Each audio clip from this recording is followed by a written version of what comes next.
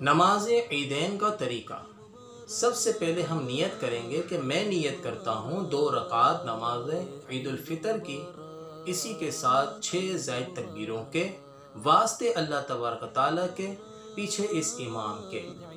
جب عید الاضحیٰ ہوگی تو اس وقت آپ نیت میں نماز عید الفطر کی جگہ آپ نماز عید الاضحیٰ ادا کر لیں گے۔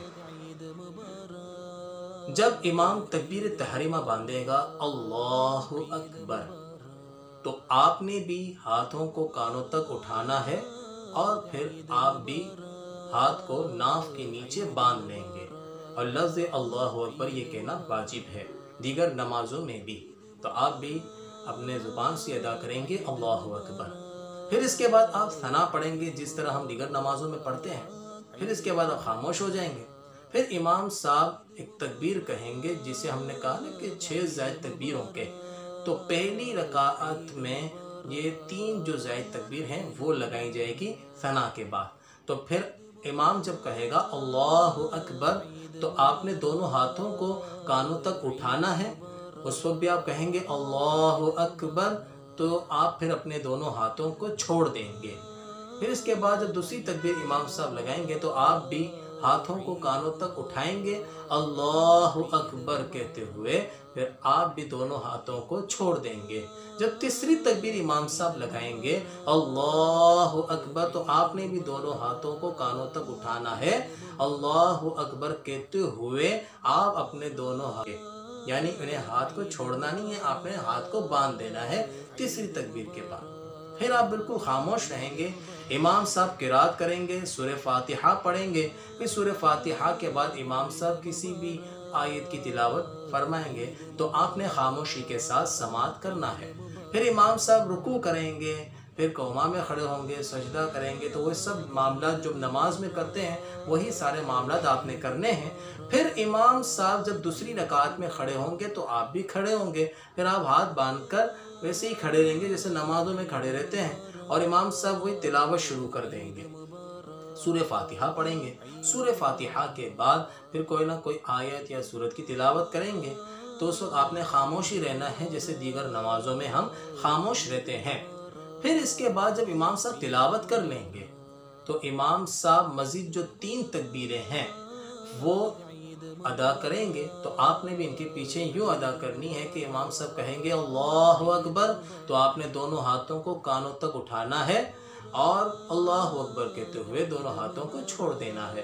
اسی طرح دوسری تکبیر کہیں گے، یہی عمل کریں گے کہ دونوں ہاتھوں کو کانوں تک اٹھانا ہے اور پھر انہیں چھوڑ دینا ہے۔ تیسری تکبیر کہیں گے، اس میں بھی دونوں ہاتھوں کو کانوں تک اٹھانا ہے، پھر آپ اسے چھوڑ دیں گے۔ پھر چھوڑتے ہوئے کیا کریں گے کہ جب امام صاحب جب چوتھی تکبیر کہیں گے وہ تکبیر ہوگی تکبیر رکوع، یعنی رکوع کی تکبیر ہوگی، تو پھر جب امام صاحب کہیں گے اللہ اکبر تو آپ نے بھی اللہ اکبر کہتے ہوئے فوراً رکوع میں جانا ہے۔ اب دیکھیں یہاں ایک مسئلہ یہ ہے کہ یہ جو تکبیرات ہیں وہ تکبیرات ہمیں بھی کہنی ہے، یہ واجب ہے، تو وہ ہمیں تکبیرات کہنی ہے واجب ہے۔ دیکھیں اس میں ہاتھ جو اٹھانا ہے، یہ ہاتھ اٹھانا سنت مبارکہ ہے، تکبیر کہنا یہ واجب ہے۔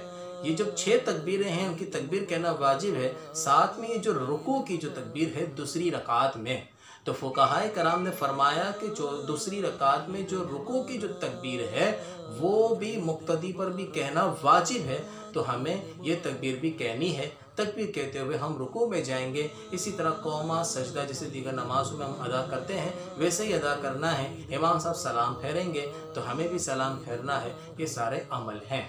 تو یہ ہے طریقہ نماز عیدین کا۔ پھر اس کے بعد امام صاحب خطبہ دیں گے، تو یہ ہمیں نہیں کرنا کہ ہم نماز عیدین ادا کی اور پھر ہم فوراً مسجد سے باہر ہو جائیں، نہیں، ہمیں خطبہ بھی سماعت کرنا ہے۔ خطبے کے وہی آداب ہیں جو جمعۃ المبارک کے خطبے کے آداب ہیں، اور اس کے بعد ہمیں یہ کرنا ہے کہ امام صاحب دعا کریں گے، ہم بھی دعا کریں گے۔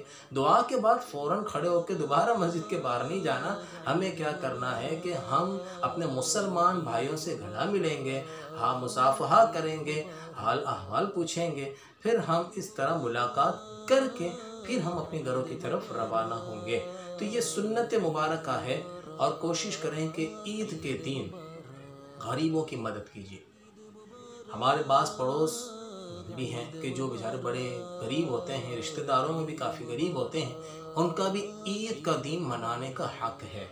تو ہمیں چاہیے کہ ہم ان کے ساتھ یعنی کہ شفقت کریں، ان کی ہم دیکھ بھال کریں، تو یہ انشاءاللہ الجلیل ہم پر رب کی طرف سے خوب کرم ہوگا۔ اللہ سے دعا ہے کہ اللہ تبارک و تعالی ہمیں دوسرے مسلمانوں کا بھی خیال رکھنے کی توفیق عطا فرمائے۔ آمین بجاہ النبی الامین صلی اللہ تعالی علیہ وسلم۔